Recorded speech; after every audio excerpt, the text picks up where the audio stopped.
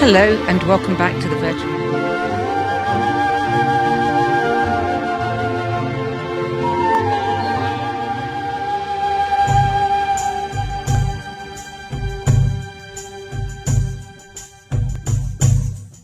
Hello and welcome back to the Virtual Light broadcast. We're very excited today because we've got a return visit from internationally renowned mystic healer Sonia Grace, who's been travelling all over the world for her new book, Spirit Traveller, delving into the past and finding information that even the historians and the archaeologists have not been able to uncover about some of our most ancient sacred sites. Sonia, welcome. Thank you, Sandy. It's really a pleasure to be back. Well, you don't look exhausted after all the work you've been doing.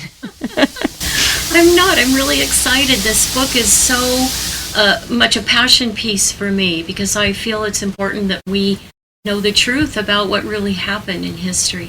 8 sacred sites. Tell us about them. Well, I spirit travel in my meditation process, but it's not the way people imagine. People say to me, do you astral travel? What are you doing? And I have like a completely different experience. My guides take me. I never travel without my guides. And they literally, I go through a process in meditation where I dissolve. Like I dissolve. I don't have a body. And then I go with them and they pretty much pick the spot where we're going. A lot of times it's a surprise. Look where we are. And when I arrive, oftentimes it's in the past, and it's really far in the past. Most of the sites that I visited in the book are dating back to 10,000 BC. So Stonehenge, Tiwanaku, the Caffrey Pyramid, St. Winifred's Well, Skellig Rock, Skellig Michael in Ireland, the Rock of Cashel in Ireland, some really interesting sites. Hagar Qim on the island of Malta, where you had a very profound experience. Oh, that was just unreal. I cannot express enough how profound these experiences were, which is, of course, why I had to write the book. But the experience of going into these places and feeling the air change and the pressure and the landscape change and these ancient beings, these guides coming to me and telling me who they were and what they did, what they created. Do you ever feel afraid that you might not come back?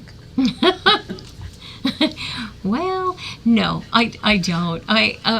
That's why I always travel with my guides. I'm so honored and so respectful of the process that I would never, boldly go without them. But you've been to some of these sites too in person. Yes, I have. And is that usually after you've visited them? The other way? No, I've always spirit traveled to them first. Yes. So when you go, do you find out more information or is it a confirmation? It's always a confirmation and a really profound one. When I went to Stonehenge, it was after I'd spirit traveled there, and we went to the site and we had a driver, and the driver said to me, I've been listening to you talk about your findings at Stonehenge, and I date Stonehenge beginning around 8,000 BC, but it was before the large sarsen stones were placed.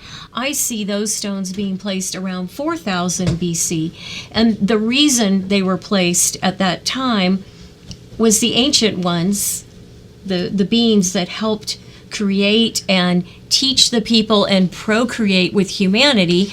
They placed them there to remind the humans that we will always be here. We are here. This was a reminder to the people. This is what we've taught you. These are the ceremonies. We will always be here.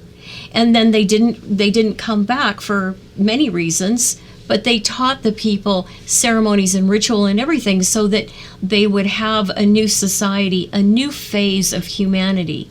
So my driver said, I've been really listening to you, and he said, I went on an archaeological dig. And he said, do you know what we found? He said, we found the tooth of an aurochs. And he said, that's a cross between an elephant and an ox, a cow.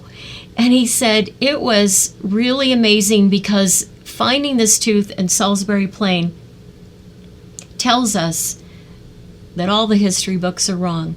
He said the date that correlates with that tooth is exactly when you're placing these stones, 4,000. Wow. And I said, okay, that's really lovely confirmation for my work. What about Avebury? Because, I mean, that's just down the road from Stonehenge. What is the purpose of that? Avebury was fascinating. If you don't know Avebury Circle, it's huge. There's a whole village built in the middle of this stone circle. It is enormous, but it was a hospital. It was actually a healing center for the people. And there were smaller circles inside the large circle, 4 to be exact, and people were literally transported to other places in the galaxy to be healed. They were So they're like portals? They're portals. They're portals. And all of these stone circles throughout the world, throughout the UK, are basically marking the portals. They're either receiving energy coming in, or there's earth energy going out, or there's both happening. And so Avebury was like the place to go to get healed. And within these circles, there were these pits where the people would literally lie down and whoosh, they'd vanish and whoosh, they'd come back. It was amazing. You also went to St. Winifred's Well. Yes. Wow. I spirit traveled to St. Winifred's Well. Is that connected to Stonehenge? Because it's not that far away. I think that what's connected there is the underground system of water and the whole underground. There's a lot going on underground.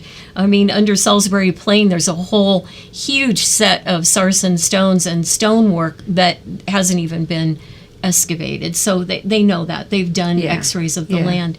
But at St. Winifred's Well, there's a lot of water and water beings that have helped to create this place, and I think it's all connected with Salisbury Plain. Now, there have been so many different theories about the pyramids in Egypt. Mm-hmm. What's your version of why they were built?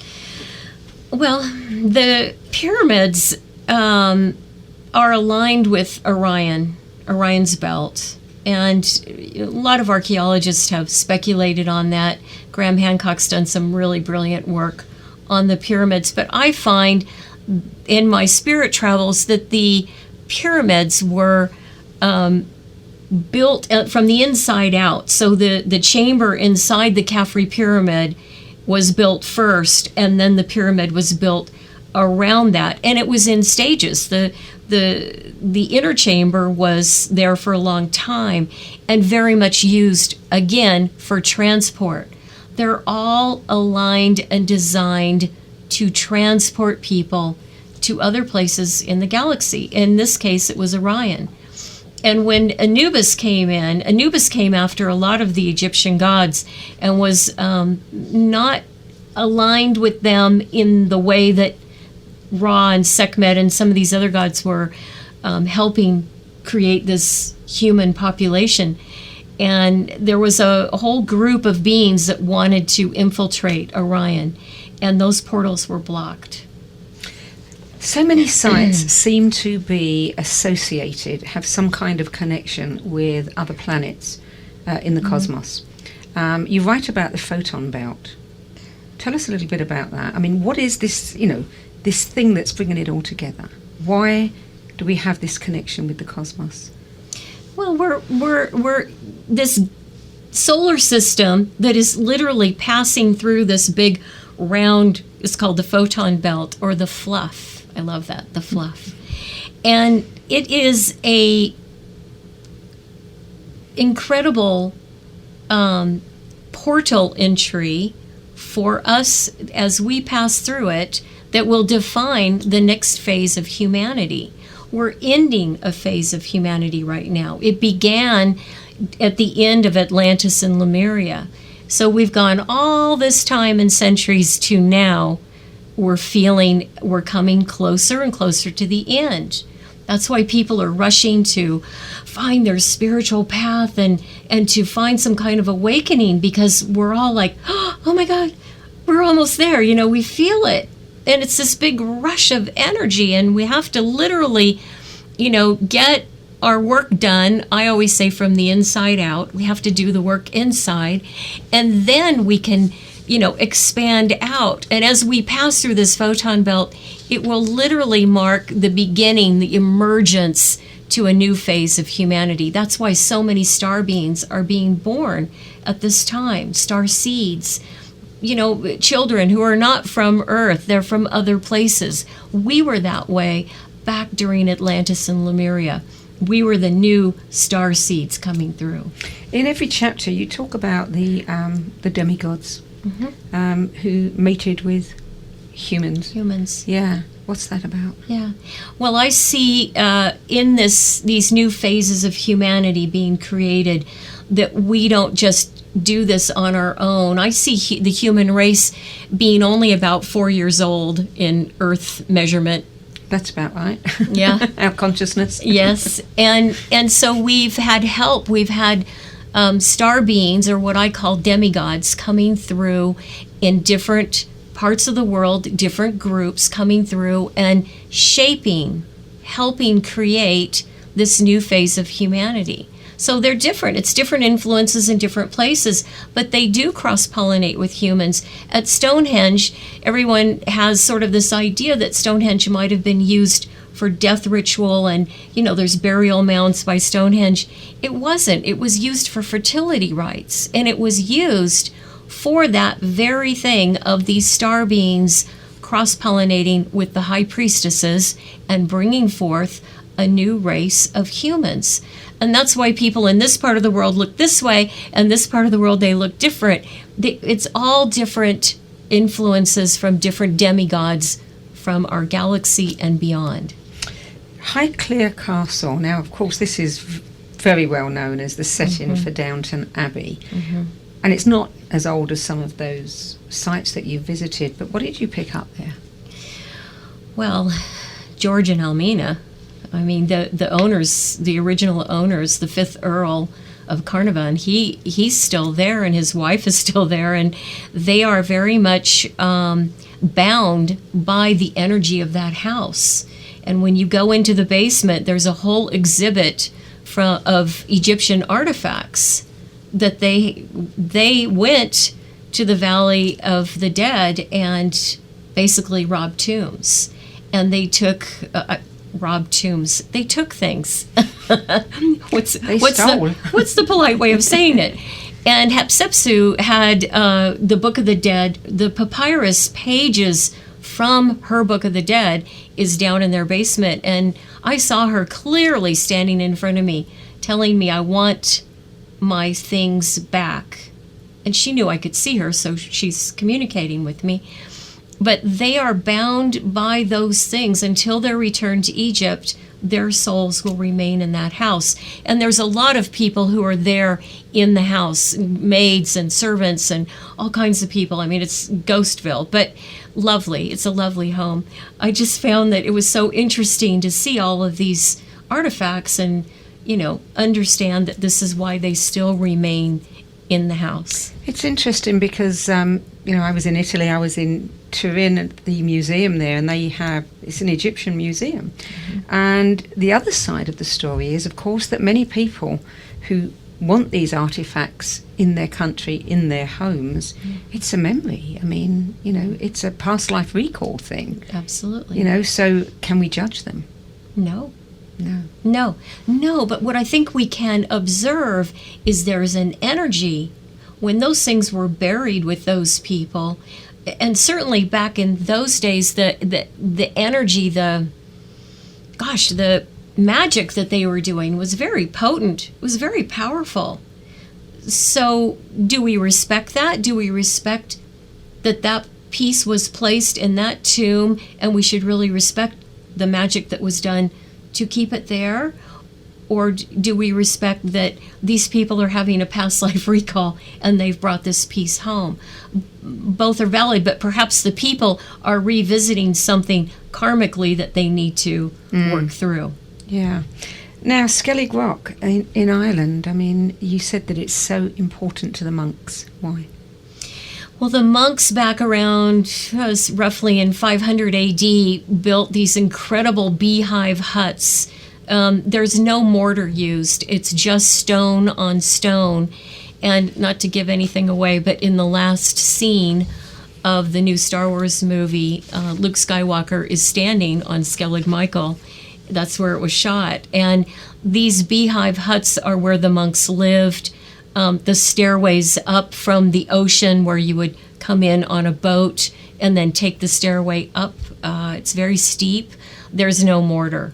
And it's an amazing place. It's highly charged with electromagnetic energy. And the monks back in 500 AD knew that the Tuatha Danann, the mythical people of Ireland, they knew that they were onto something because they would go to Skellig and do ceremony and ritual. And so they understood them, and they wanted to explore more of what they understood and knew, and they went and set up their place there. They wanted to get away from mainstream Christianity because they were so much more mystical in their own exploration of this energy. What about the placement of these sites? I mean, is it that they are, great power spots, and that's why they were built there?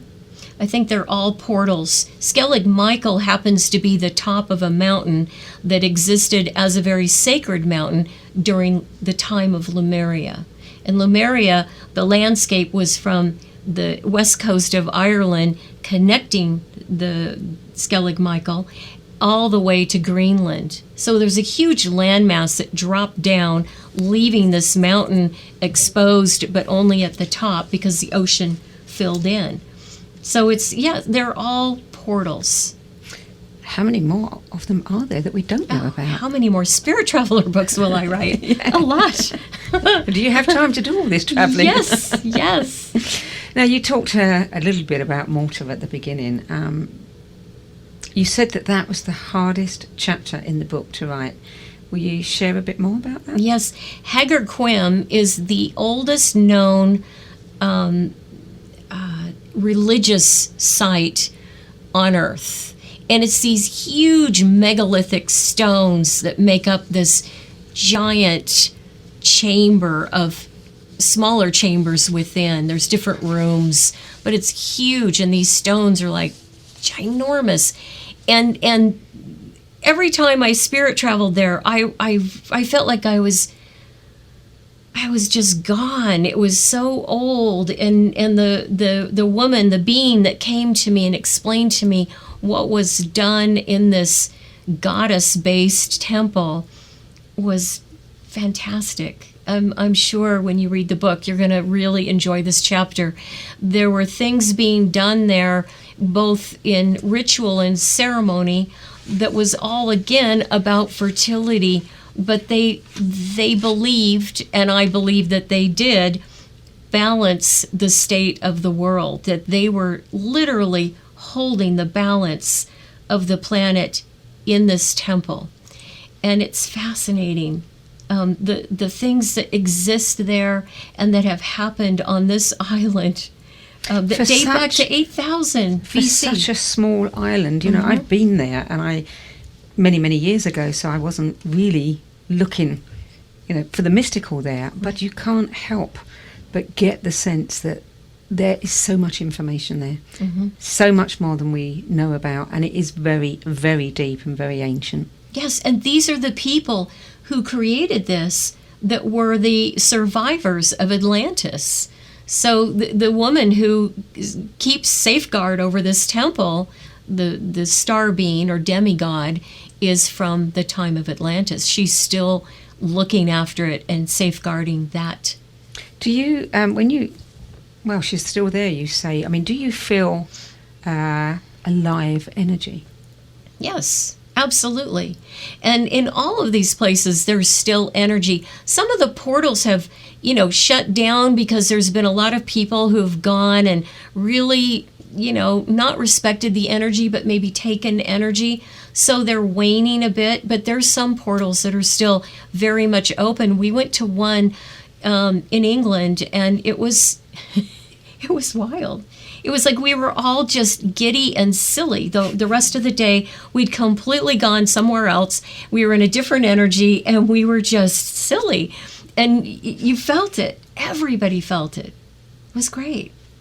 Now, you did tell me beforehand that this Malta incident and this chapter that was so hard to write, that even your editor went into a vortex when she was editing the book.